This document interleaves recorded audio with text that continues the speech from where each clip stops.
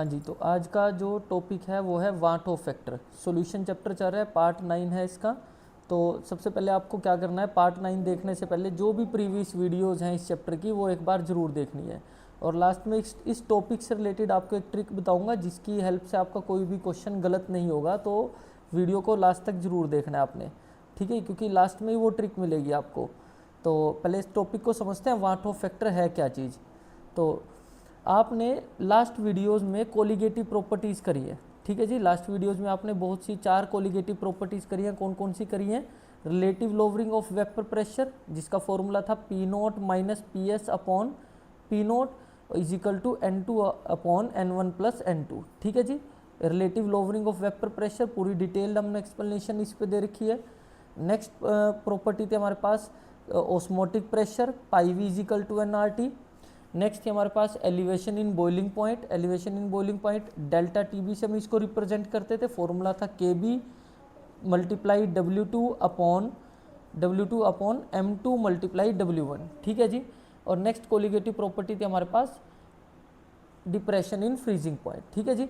Depression in freezing point को represent करते थे डेल्टा TF के साथ, और फॉर्मूला हमारा रहता था KF W2 upon M2 W1 1000। तो ये सारे फॉर्मूले आपने लास्ट वीडियोस में कर चुके हो। अब ये जो कोलिगेटिव प्रॉपर्टीज़ थी, कोलिगेटिव प्रॉपर्टीज़ इसके क्या थी? कोलिगेटिव प्रॉपर्टीज़ इसकी फर्स्ट डेफिनेशन ही क्या थी कोलिगेटिव प्रॉपर्टी की? कि ऐसी प्रॉपर्टीज़ जो डिपेंड करती थी, ठीक है जी, जो डिपेंड करती थी, depend on number of particles of solute, ठीक है जी। ये वो प्रॉपर्टीज़ थी जो number of particles of solute के ऊपर डिपेंड करती थी, सोल्यूट के नेचर के ऊपर नहीं डिपेंड करती थी। ऐसे ही कुछ पढ़ा था आपने, ठीक है जी, जो डिपेंड करती थी number of particles of solute के ऊपर, ठीक है जी।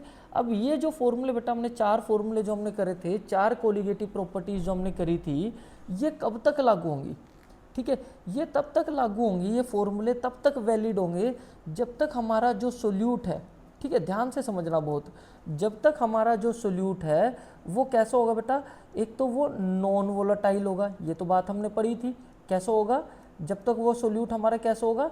Non volatile. और दूसरी कंडीशन सोल्यूट की क्या होनी चाहिए? दूसरी कंडीशन होनी चाहिए सोल्यूट की, सोल्यूट कैसा होना चाहिए? Non electrolyte. कैसा होना चाहिए बेटा? नॉन इलेक्ट्रोलाइट होना चाहिए, ठीक है जी। नॉन इलेक्ट्रोलाइट, नॉन इलेक्ट्रोलाइट आप सिंपली, वैसे तो इलेक्ट्रोलाइट की एक प्रॉपर डेफिनेशन होती है, बट हम यहाँ जनरल से अगर बात करें तो नॉन इलेक्ट्रोलाइट को मैं बोल सकता हूँ कि भाई वो आयनाइज नहीं होगा, ठीक है जी, वो आयनाइज नहीं होगा, तो आयंस के अंदर न टूटे। तो जो हमारा सोल्यूट कैसा होना चाहिए? नॉन इलेक्ट्रोलाइट हो अगर, तो जब तक हमारा सोल्यूट नॉन वोलेटाइल है, सोल्यूट नॉन इलेक्ट्रोलाइट है, और जो सोल्यूशन है, और जो सॉल्यूशन है बेटा वो कैसा है? आइडियल है। सॉल्यूशन कैसा है? आइडियल है। या मैं कहूँ जो सॉल्यूशन हमारा वो डाइल्यूट है। सॉल्यूशन कैसा है? डाइल्यूट। जब तक तो ये कंडीशन फॉलो हो रही है, जब तक तो ये कंडीशन है कि सोल्यूट नॉन वोलेटाइल है जी, और नॉन इलेक्ट्रोलाइट है। नॉन इलेक्ट्रोलाइट का मतलब होता है बेटा वो आसानी से आयनाइज नहीं होगा, ठीक है जी। नॉन इलेक्ट्रोलाइट का मतलब, वैसे तो आपको मैं बताऊं, इलेक्ट्रोलाइट क्या होता है? ऐसे सोल्ट विच पास इलेक्ट्रो, जिनका एक्वस सॉल्यूशन इलेक्ट्रिसिटी को कंडक्ट कर सकता है, ठीक है जी। ऐसे सोल्ट इलेक्ट्रोलाइट्स के होते हैं, सोल्ट्स होते हैं जिनका एक्वस सॉल्यूशन इलेक्ट्रिसिटी को कंडक्ट कर सकता है, उनको हम इलेक्ट्रोलाइट बोल देते हैं। और कंडक्ट कैसे करता है वो इलेक्ट्रिसिटी को? आयनाइज होके, आयंस के अंदर टूट के, ठीक है। बट आपने यहाँ थोड़ा सा जनरल सी बात याद रखनी है कि भाई सोल्यूट एक तो नॉन वोलेटाइल होना चाहिए, और नॉन इलेक्ट्रोलाइट, नॉन इलेक्ट्रोलाइट का मतलब वो आयनाइज ना हो, ठीक है जी। नॉन इलेक्ट्रोलाइट का मतलब है वो आयनाइज ना हो। जैसे मैं बेंजीन ऐड कर दूं, बेंजीन आयनाइज ही नहीं होगा, ठीक है जी। तो इस तरह से ग्लूकोज ऐड कर दूं मैं इसके अंदर, तो ग्लूकोज के कोई आयंस नहीं बनेंगे। तो ग्लूकोज किस टाइप का सोल्यूट है? नॉन इलेक्ट्रोलाइट टाइप का सोल्यूट है, ठीक है जी। और जो हमारा सोल्यूशन बनना चाहिए बेटा, वो सोल्यूशन कैसा होना चाहिए? आइडियल होना चाहिए। मैं कहूँ कि डाइल्यूट सोल्यूशन होना चाहिए हमारे पास, तब जाके हमारे ये फॉर्मूले प्रॉपर वैलिड होंगे, तब जाके जो कोलिगेटिव प्रॉपर्टीज़ के फॉर्मूले थे ये लागू होंगे बेटा, ठीक है जी। क्लियर हो रही है बात? अगर, ठीक है, अगर हमारे पास मैं बात करूं, हाँ जी, एक मिनट, 1 मिनट, हाँ जी। तो जो कोलिगेटिव प्रॉपर्टीज़ होती है ना बेटा, कोलिगेटिव प्रॉपर्टीज़, वो इन्वर्सली प्रोपोर्शनल होती हैं। अच्छा, एक इस बात से ही पहले आप एक बात दिमाग में रखो कि अगर सोल्यूट हमारा, ये सोल्यूट कैसा था भाई, नॉन इलेक्ट्रोलाइट था, ठीक है, तब जाके ये फॉर्मूले लागू हो रहे थे, तब जाके ये फॉर्मूले चारों के चार अप्लाई हुए थे, जब सोल्यूट कैसा था, नॉन इलेक्ट्रोलाइट।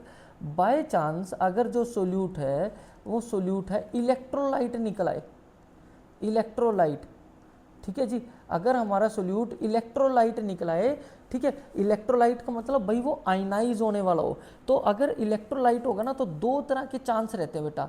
तो अगर वो इलेक्ट्रोलाइट होगा, मतलब इलेक्ट्रोलाइट का मतलब मैं यहाँ से बोल सकता हूँ आयोनाइज अगर हो सकता है वो, ठीक है जी, आयोनाइज अगर हो सकता है, तो वहाँ पे दो ऑप्शन रहेंगे हमारे पास। दो ऑप्शन क्या रहेंगे, या तो वो सोल्यूट के मॉलिक्यूल्स एसोसिएट करेंगे, या तो सोल्यूट के मॉलिक्यूल्स क्या करेंगे, एसोसिएशन होगी वहाँ पे, ठीक है, या फिर क्या होगी, और क्या देखने को मिल सकती है हमें, डेसोसिएशन देखने को मिल सकती है, ठीक है जी, या फिर क्या देखने को मिल सकती है, डेसोसिएशन। मतलब अगर जो सोल्यूट हमारा सोल्यूट अंडरगो एसोसिएशन या सोल्यूट अंडरगो डेसोसिएशन, तब जाके ये फॉर्मूले अप्लाई नहीं होंगे, ठीक है जी, तब जाके ये जो फॉर्मूले हैं, ये जो सारे फॉर्मूले हैं ये अप्लाई नहीं होंगे जो अभी तक हमने करे थे, ठीक है, तब नए फॉर्मूले बनेंगे, उसकी बात हम बाद में करेंगे।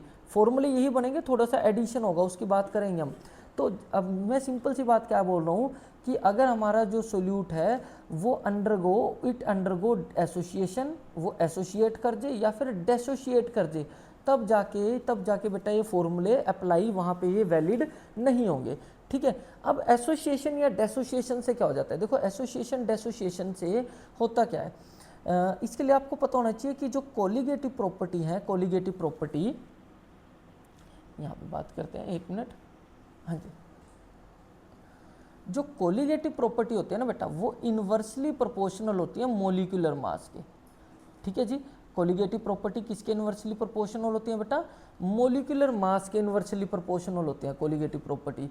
अगर मोलिकुलर मास ज़्यादा होगा तो कोलिगेटिव प्रॉपर्टी की वैल्यू कम आएगी, अगर मोलिकुलर मास कम होगा तो कोलिगेटिव प्रॉपर्टी की वैल्यू क्या आएगी बेटा, ज़्यादा आएगी, ठीक है। अब आपने एक चीज़ समझनी है, मान लो डेसोसिएशन हो जाती है, सपोज करो डेसोसिएशन, ठीक है जी, अगर आपके पास डेसोसिएशन हो जाती है तो डेसोसिएशन से क्या होगा, डेसोसिएशन से नंबर ऑफ पार्टिकल्स, डेसोसिएशन से देखो कोई हमने सपोज करो 10 AB सोल्यूट के, एक सोल्यूट था AB, हमने उसके 10 मॉलिक्यूल डाले थे, ठीक है, अब वो जाके 10 A पॉजिटिव और 10 B नेगेटिव के अंदर टूट गए, मतलब डेसोसिएशन होगी, तो टोटल अब पार्टिकल्स कितने हो गए बेटा, उसके अंदर जाके 20 बन गए, वो तो हमने ऐड करे थे 10, वो डेसोशिएट होके 20 बन गए, ठीक है। तो डेसोसिएशन का मतलब होता है कि नंबर ऑफ पार्टिकल्स जो है बेटा वो क्या करते हैं, इंक्रीज कर जाते हैं, नंबर ऑफ पार्टिकल्स क्या कर जाते हैं, डेसोसिएशन से बढ़ जाते हैं, और नंबर ऑफ पार्टिकल्स बढ़ेंगे, हमने पहली लाइन ही पढ़ी थी,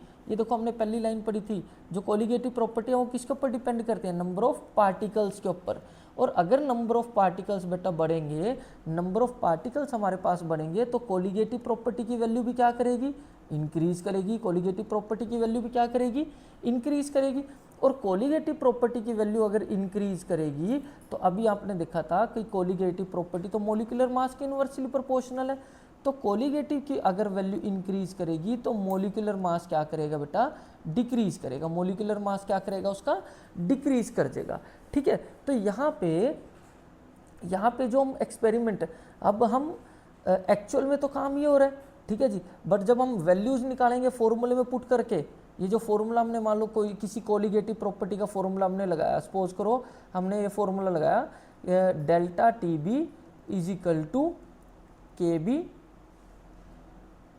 W2 अपॉन M2 W1 1000, ठीक है जी, ये फॉर्मूला बेटा हमने अप्लाई किया।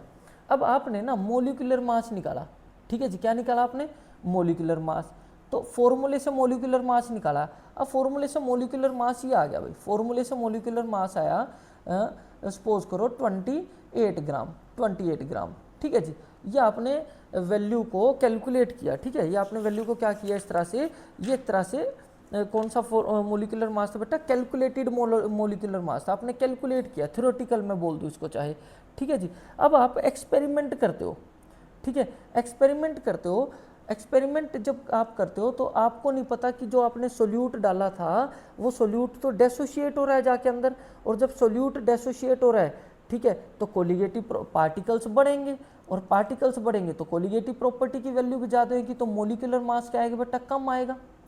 ठीक है जी, आप एक बार तो कोई ए बी सोल्यूट लेते हो, उसका मोलिकुलर मास फॉर्मूले से निकालते हो, ठीक है जी, और एक बार आप ए बी सोल्यूट लेते हो, उसका मोलिकुलर मास आप एक्सपेरिमेंट करके निकालते हो, और एक्सपेरिमेंटल जो वैल्यू आती है उसमें मोलिकुलर मास कम आता है।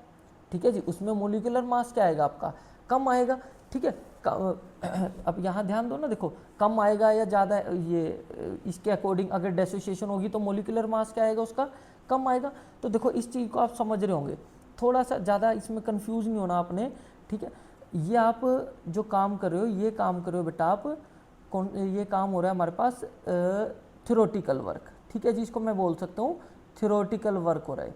थ्योरेटिकल वर्क में आप इस फॉर्मूले में वैल्यूज पुट कर रहे हो और m2 की वैल्यू निकाल रहे हो, मतलब मोलिकुलर मास डिटरमाइन कर रहे हो। और एक बार आप मोलिकुलर मास निकाल रहे हो प्रॉपर एक्सपेरिमेंट के थ्रू, और जब आप एक्सपेरिमेंट के थ्रू मोलिकुलर मास निकाल रहे हो तो उसमें वेरिएशन आ रही है, क्योंकि जब एक्सपेरिमेंट हम प्रॉपर कर रहे हैं तो हमें जो सोल्यूट डाला था वो अंडरगो वो डेसोशिएट हो रहा है, डेसोशिएट होने की वजह से बेटा पार्टिकल सोल्यूट क्या कर रहा है, डेसोशिएट हो रहा है एक्सपेरिमेंट में, तो पार्टिकल्स बढ़ रहे हैं, कोलिगेटिव प्रॉपर्टी की वैल्यू ज़्यादा आएगी, तो मोलिकुलर मास हमारा क्या आएगा बेटा, कम आएगा। मोलिकुलर मास क्या आएगा हमारा, कम आएगा। तो ये जो एक्सपेरिमेंटल मास निकला ना, जो एक्सपेरिमेंट वैल्यू के अंदर मोलिकुलर मास निकला मतलब मोलिकुलर मास जो निकला है वो इस मोलिकुलर मास से डिफरेंट आएगा, वो इस मोलिकुलर मास से क्या आएगा बेटा, डिफरेंट आएगा। तो इसको हम बोलेंगे एबनॉर्मल मोलिकुलर मास। क्या बोलेंगे, एबनॉर्मल मोलिकुलर मास। बात समझ आई, इस वैल्यू को हम क्या बोलेंगे बेटा, एबनॉर्मल मोलिकुलर मास बोलेंगे। ठीक है, ये चीज आपको समझ आ गई होगी, एबनॉर्मल मोलिकुलर मास। देखो एक और हम एग्जांपल यहाँ पे बात कर लेते हैं। मान लो ये कोई ए बी नाम का सोल्यूट था, ठीक है जी, इसका हमने मोलिकुलर मास निकालना है। अब आपने मोलिकुलर मास इस तरीके से निकाला है, फॉर्मूले वैल्यू पुट करके, डेल्टा टी एफ के एफ W2 अपॉन M2, ठीक है जी, और W1 मल्टीप्लाई 1000। ठीक है जी, ये आपने मोलिकुलर मास निकाला, M2 की वैल्यू निकाली कुछ भी। ठीक है, एक तरफ आपने, ये तो हमने निकाली थ्योरेटिकल वैल्यू, कौन सी वैल्यू निकाली है बेटा, थ्योरेटिकल वैल्यू, इस फॉर्मूले में पुट करके। एक तरफ आप निकालते हो एक्सपेरिमेंट करके। ठीक है जी, अब आप एक्सपेरिमेंट करके निकालते हो। अब एक्सपेरिमेंट में सपोज करो ये जो सोल्यूट आप डालते हो ये एसोसिएशन हो जाते हैं, यहाँ पे सोल्यूट के मॉलिक्यूल्स आपस में जुड़ने लग जाते हैं। तो सोल्यूट के मॉलिक्यूल जब जुड़ेंगे तो क्या देखने को मिलेगी, हमें एसोसिएशन देखने को मिलेगी। और एसोसिएशन जब होती है ना, एसोसिएशन का मतलब होता है जुड़ जाना। तो अगर आप 10 मॉलिक्यूल डालोगे ए बी के तो वो 10 मिलके 5 बना लेंगे। तो जब एसोसिएशन होगी ना तो नंबर ऑफ पार्टिकल्स क्या हो जाएंगे बेटा, नंबर ऑफ पार्टिकल्स डिक्रीज हो जाएंगे। और नंबर ऑफ पार्टिकल्स जब डिक्रीज हो जाएंगे तो कोलिगेटिव प्रॉपर्टी बेटा पार्टिकल्स के ऊपर डिपेंड करती है। नंबर ऑफ पार्टिकल डिक्रीज हो जाएंगे तो कोलिगेटिव प्रॉपर्टी की वैल्यू भी क्या हो जाएगी बेटा, डिक्रीज हो जाएगी। और कोलिगेटिव प्रॉपर्टी और मोलिकुलर मास इनवर्सली प्रोपोर्शनल होते हैं। तो कोलिगेटिव प्रॉपर्टी की वैल्यू अगर डिक्रीज करेगी तो जो मोलिकुलर मास है वो क्या कर जाएगा आपका, वो इंक्रीज कर जाएगा। तो हमारा जो एक्सपेरिमेंटल मास है ना वो ज़्यादा निकलेगा, हमारा जो एक्सपेरिमेंट के टाइम पे जो मास आएगा वो ज़्यादा आएगा। सपोज करो ये 28 ग्राम आया था, ये आपका सपोज करो हो सकता है 30 ग्राम आ जाए, ये ज़्यादा आएगा मोलिकुलर मास। तो ये जो मास आया है ना, जो चेंज आया मास के अंदर, इसी को हम क्या बोलेंगे, मास कैसा होगा बेटा, एबनॉर्मल मास होगा। तो एबनॉर्मल मास आप समझ गए होंगे। एबनॉर्मल मास क्या है बेटा, जब हमारी जो मास है ना, जो मास है ये वो थ्योरेटिकल वैल्यू से अनएक्सपेक्टेड आए। ठीक है जी, एबनॉर्मल मास समझ गए। जो हमारा मास हम एक्सपेरिमेंट के थ्रू कैलकुलेट कर रहे हैं ना, वो थ्योरेटिकल वैल्यू से अनएक्सपेक्टेड आए, कुछ और ही आए, तो उसको हम मास को बोलते हैं बेटा एबनॉर्मल मास। तो ये बात आपको समझ आ गई, एबनॉर्मल मास। तो एबनॉर्मल मास कब आएगा बेटा, एबनॉर्मल मास आएगा जब जो सोल्यूट है वो क्या करेगा, या तो एसोसिएट करेगा या फिर क्या करेगा, डेसोशिएट करेगा। ठीक है जी, एसोसिएट करेगा या फिर डेसोशिएट करेगा। तो इतनी कहानी आपको क्लियर होगी। हाँ जी, ये आपको क्लियर हो गई। तो अब हम बात करते हैं अगले की। अब इसी बात को समझने के लिए extent of association, extent of dissociation में अगर लिखूं, ठीक है, क्या लिखूं, एक्सटेंट ऑफ एसोसिएशन और डेसोसिएशन, एक्सटेंट ऑफ एसोसिएशन और डेसोसिएशन, कि भाई सोल्यूट कितना एसोसिएट हो रहा है या फिर कितना डेसोसिएट हो रहा है सोल्यूट।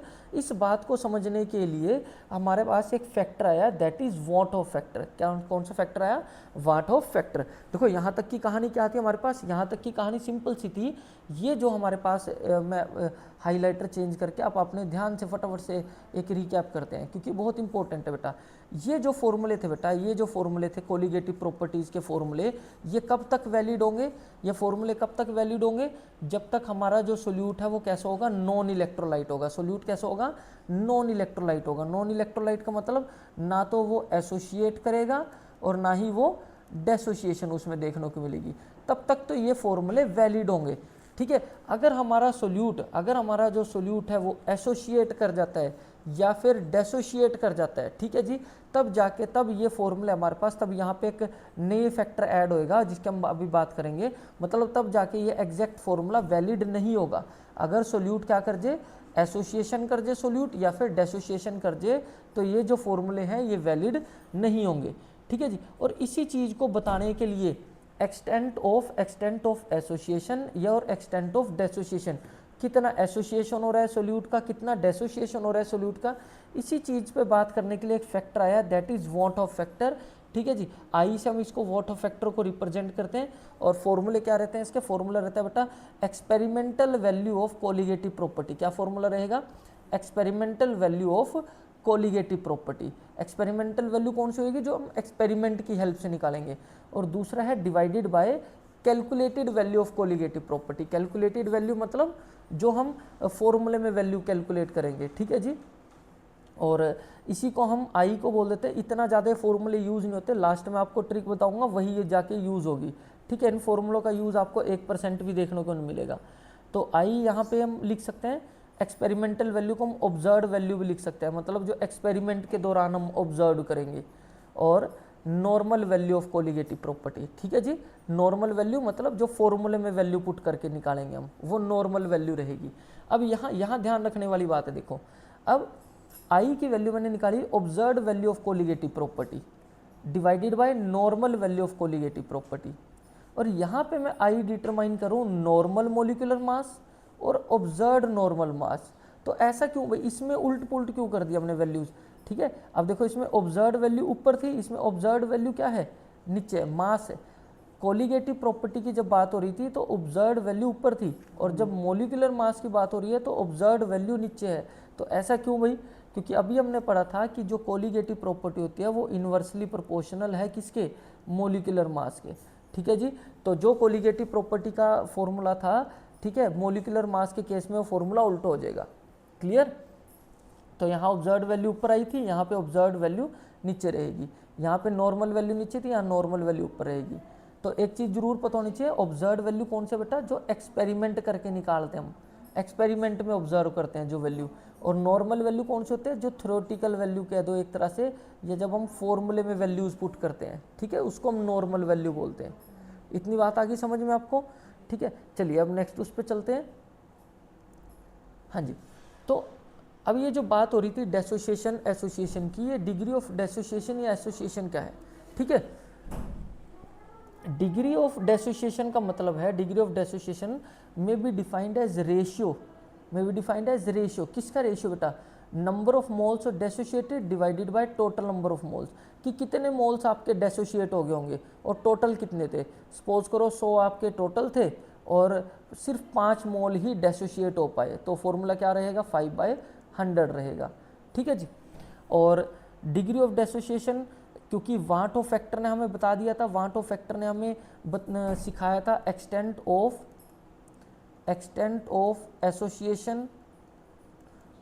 ऑफ एसोसिएशन और डेसोसिएशन, किस हद तक एसोसिएशन होगी या कितना डेसोसिएशन होगा, ये देखने के लिए हमें वाट ऑफ फैक्टर ने सिखा दिया था। और वाट ऑफ फैक्टर ने ये एक डेरिवेशन के थ्रू बेटा फॉर्मूला है, छोटा सा डेराइव हम करते हैं, बट वो डेरिवेशन एग्जाम में नहीं आती, तो हम डायरेक्ट फॉर्मूले पे बात करेंगे। तो फॉर्मूला क्या था बेटा, alpha is equal to I minus one, alpha is equal to I minus one upon N minus one. तो ये डिग्री ऑफ डेसोसिएशन का आपने फॉर्मूला याद रखना है, I minus one upon N minus one. Alpha यहाँ पे रिप्रेजेंट करेगा डिग्री ऑफ डेसोसिएशन को, आई रिप्रेजेंट करेगा वाट ऑफ फैक्टर को, और एन यहाँ पे होंगे बेटे नंबर ऑफ आइंस, एन यहाँ पे क्या होंगे, number of ions of solute. ठीक है जी, सोल्यूट के कितने आइंस बनेंगे, मान लो कोई सोल्यूट है NaCl, NaCl आपने सोल्यूट डाला तो वो टूटेगा किसके अंदर, Na positive plus Cl negative, तो कितने आइंस बने, 2 आइंस बने, तो n की वैल्यू आ जाएगी यहाँ पे 2 आ जाएगी। क्लियर होगी बात इतनी। और इसी तरह से एसोसिएशन का फॉर्मूला रहता है, कितने मोल्स एसोसिएट हुए, नंबर ऑफ मोल्स एसोसिएटेड, ठीक है जी, divided by total number of moles. But van't Hoff factor ने हमें सिखा दिया था कि भाई एसोसिएशन हमें कैसे डिटरमाइन करनी है, डिग्री ऑफ एसोसिएशन हमें कैसे डिटरमाइन करनी है।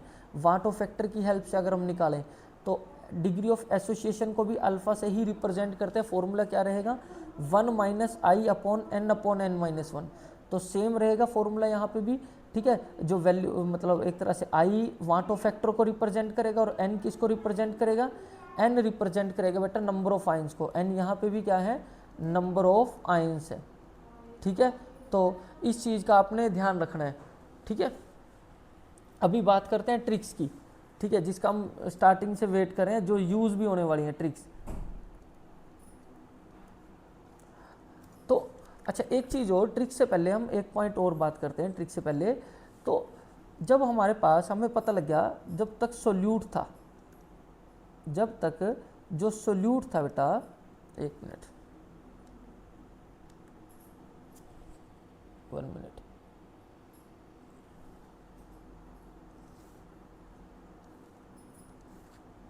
हाँ जी, इतना हमें पता लग गया कि जो सोल्यूट था, अगर इलेक्ट्रोलाइट था, सोल्यूट कैसा था, नॉन इलेक्ट्रोलाइट, सोल्यूट कैसा था, नॉन इलेक्ट्रोलाइट था, ठीक है। तो हमारे पास जो कोलिगेटिव प्रॉपर्टी के फॉर्मूले थे वो इस तरह के थे, p naught minus P S upon P naught is equal to N2 upon N1 plus N2। ध्यान से समझना ये बात को, क्योंकि यहीं पे ट्विस्ट आएगा। Pi V is equal to NRT, ठीक है जी, ये colligative properties. Delta T B is equal to K B multiply W2 upon M2 W1 1000, ठीक है। और अगला फॉर्मूला था हमारे पास डिप्रेशन इन फ्रीजिंग पॉइंट का, delta t f is equal to, हाँ जी क्या था, के F W2 upon M2 W1 1000। तो ये जो फॉर्मूले वैलिड थे, कब तक वैलिड थे भाई, ये वैलिड थे जब तक हमारा जो सोल्यूट था वो कैसा था, नॉन इलेक्ट्रोलाइट था, ठीक है। जैसे ही हमें पता लग गया कि सोल्यूट इलेक्ट्रोलाइट है, जैसे हमें पता लग गया कि सोल्यूट कैसा है, इलेक्ट्रोलाइट है, तो एक फैक्टर आ गया, कौन सा फैक्टर आ गया, इंट्रोड्यूस हो गया, ठीक है। जब पता लग गया कि सोल्यूट इलेक्ट्रोलाइट है तो या तो वो एसोसिएट करेगा, फिर या फिर वो क्या करेगा, डेसोशिएट करेगा। मतलब सोल्यूट अगर इलेक्ट्रोलाइट होगा तो वो या तो एसोसिएशन करेगा या फिर डेसोशिएशन करेगा, और किस हद तक एसोसिएशन डेसोशिएशन करेगा वो हमें बताता था van't Hoff factor, that is I. तो जब जैसे ही न्यूमेरिकल्स में बात हो कि सोल्यूट अंडरगो एसोसिएशन और डेसोशिएशन, तो एक फैक्टर इन्वॉल्व हो जाता है, that is what Hoff factor, ठीक है जी। तो अब हर फॉर्मूले के साथ आपने आई लगा देना है, ठीक है। अगर क्वेश्चन में क्या आ जाए कि सोल्यूट एसोसिएट या डेसोशिएट कर रहे हैं, तो हर फॉर्मूले के साथ जिसकी भी बात होगी, जिस भी कोलिगेटिव प्रॉपर्टी की बात होगी, उसमें आपने आई को डाल देना है, मतलब वाट ऑफ फैक्टर को डाल देना है, और वाट ऑफ फैक्टर भी निकालना पड़ेगा, ठीक है। कैसे निकालेंगे वाट ऑफ फैक्टर, अभी हमने निकालना सीखा है, ठीक है। अगर डेसोशिएट हो रखोगा तो डेसोशिएशन में क्या था, alpha is equal to 1 minus I upon N, alpha is equal to, एक मिनट क्या फॉर्मूला था, हाँ जी, alpha is equal to I minus one upon N minus one, alpha is equal to I minus one upon N minus one, ये formula था, ठीक है जी। और अगर एसोसिएशन हो रही होगी तो अल्फा का फॉर्मूला क्या था, अगर एसोसिएशन हो रही होगी तो अल्फा का फॉर्मूला था, ठीक है, 1 minus I upon n minus 1। ठीक है, तो इस बात को आपने ध्यान रखना है कि अगर जैसे ही आपको न्यूमेरिकल में नज़र आ जाए, बार बार बता रहा हूँ इस बात को क्योंकि यही इंपॉर्टेंट है, यहीं से आपका बोर्ड का क्वेश्चन 100% आना है। अगर सोल्यूट इलेक्ट्रोलाइट है, ठीक है, तो वो या तो एसोसिएट करेगा या फिर क्या करेगा, डेसोशिएट करेगा। और जैसे ही आपको दिख गया भाई एसोसिएट करे डेसोशिएट करे, तो फैक्टर आ जाएगा फॉर्मूले में आई, हर फॉर्मूले के साथ अब आई लगेगा। ठीक है, अब आपको आई की वैल्यू भी निकालनी पड़ेगी और वो आई की वैल्यू इन फॉर्मूलों से निकलेगी। एसोसिएशन हो रही होगी, डेसोशिएशन होगी तो इससे निकलेगी, एसोसिएशन हो रही होगी तो इस फॉर्मूले से आप आई डिटरमाइन करोगे। ठीक है, तो चलिए अब आई डिटरमाइन करने का जो सिंपलेस्ट ट्रिक है वो उसकी बात करते हैं। ठीक है जी, अब न्यूमेरिकल में अगर आ जाए फॉर 100% डेसोशिएशन, 99.9% यही केस आता है। ठीक है, कि भाई सोल्यूट आप एग्जामिनर हमेशा यही देता है कि कोई सोल्यूट लिया, वो ऐड कर दिया और वो 100% डेसोशिएट हो गया या कंप्लीटली आयनाइज हो गया, इस तरह से वर्ड बोलता है। ठीक है, या फिर आ जाए कंप्लीट डेसोशिएशन, कंप्लीट डेसोशिएशन आ जाए, या लिखा आ जाए न्यूमेरिकल के अंदर कि जो सोल्यूट है इट अंडरगो कंप्लीट आयनाइजेशन, ये लिखा आ जाए, कंप्लीट आयनाइजेशन की बात हो जाए। ठीक है, तो जैसे ही आपको मिल जाए तो आई की वैल्यू होती है बेटा, आई की वैल्यू होती है नंबर ऑफ आयंस के इक्वल, कोई फॉर्मूला कुछ नहीं लगाना, आई की वैल्यू सीधा आ जाएगी I is equal to number of ions. ठीक है, जैसे एग्जामिनर देगा कि आपने NaCl सोल्यूट डाला और वो कंप्लीटली डेसोशिएट हो गया, तो आई की वैल्यू क्या रहेगी, आई रहेगी आयंस के बराबर। कितने आयंस बनेंगे इसके, Na पॉजिटिव Cl नेगेटिव, कितने आयंस में टूटा, 2, तो यहाँ पे आई की वैल्यू आ जाएगी 2। अगर वो कहे कि MgCl2 नाम का सोल्यूट ऐड किया है और वो कंप्लीटली आयनाइज हो रहा है, तो आई की वैल्यू किसके इक्वल रहेगी, नंबर ऑफ आयंस। तो देखो आयंस कितने बनते हैं, Mg2 पॉजिटिव, Mg2 पॉजिटिव और 2 Cl नेगेटिव, तो टोटल आयंस कितने हो गए, एक Mg2 पॉजिटिव को हो गया और 2 Cl नेगेटिव के, तो टोटल आयंस हो गए बेटा 3। तो आई की वैल्यू यहाँ पे आ जाएगी 3 आ जाएगी। ठीक है, तो जैसे ही पता लग जाए कि 100% डेसोशिएशन हो रही है या 100% आयनाइजेशन हो रही है, 100% कंप्लीट डेसोशिएशन या कंप्लीट आयनाइजेशन हो रही है, तो आई की वैल्यू किसके इक्वल रहेगी, नंबर ऑफ आयंस के इक्वल रहेगी। इसको नोट भी कर लेना। ठीक है, और लास्ट बात जो रहेगी, लास्ट हमारे पास पॉइंट जो रहेगा उसको भी आपने ध्यान रखना है। आई की वैल्यू अगर 1 हो, आई की वैल्यू 1 हो तो यहाँ आपने समझ जाना है आई की वैल्यू 1 क्यों आई है, यहाँ पे इससे समझना है कि नो डेसोशिएशन या association take place, no dissociation और association take place, association take place मतलब सोल्यूट की ना तो कोई एसोसिएशन हो रही है और ना ही सोल्यूट कोई डेसोशिएट हो रहा है। ठीक है जी, तब जाके आई की वैल्यू 1 आएगी। अगर आई की वैल्यू लेस देन 1 हो तो उससे आपने समझ जाना है कि एसोसिएशन हो रही है, मतलब सोल्यूट अंडरगो एसोसिएशन।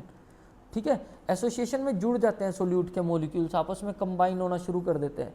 और आई की वैल्यू अगर ग्रेटर देन 1 हो तो यहाँ से आपने समझ जाना है कि जो सोल्यूट है इट अंडरगो डेसोशिएशन, वो क्या कर रहा है, डेसोशिएशन कर रहा है। कई बार क्वेश्चन में लास्ट में ये भी पूछ लिया जाता है। ठीक है, कि भाई बताओ सोल्यूट डेसोशिएट कर रहा है या फिर एसोसिएट कर रहा है, तो वो आई की वैल्यू बताती है।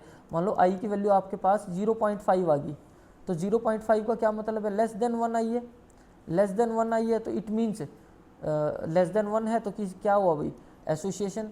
आई की वैल्यू 1.2 आ गई, आई की वैल्यू 1.2 आ गई, आई 1.2 मतलब ग्रेटर देन 1, तो इट मीन्स क्या हुई है, डेसोशिएशन। ठीक है, तो ये आपने ध्यान रखना, यहीं से न्यूमेरिकल बनते हैं। तो ये चैप्टर यहीं कंप्लीट हो जाता है। इसके हम कुछ एक्स्ट्रा क्वेश्चन या previous year questions, NCERT questions, ठीक है, उसकी एक अलग से एक वीडियो बनाएंगे। बाकी ये चैप्टर की जो थ्योरी थी वो यहीं कंप्लीट हो गई है। तो जब भी आप क्वेश्चंस करो, चाहे बुक से क्वेश्चंस करो, कहीं से भी क्वेश्चंस करो आप, तो उससे पहले आपको कंसेप्ट की अच्छे से जानकारी होनी चाहिए। अगर आपको कंसेप्ट अच्छे से पता होगा तो हर क्वेश्चन सोल्व होगा आपका। चलो ठीक है जी, थैंक यू वेरी मच।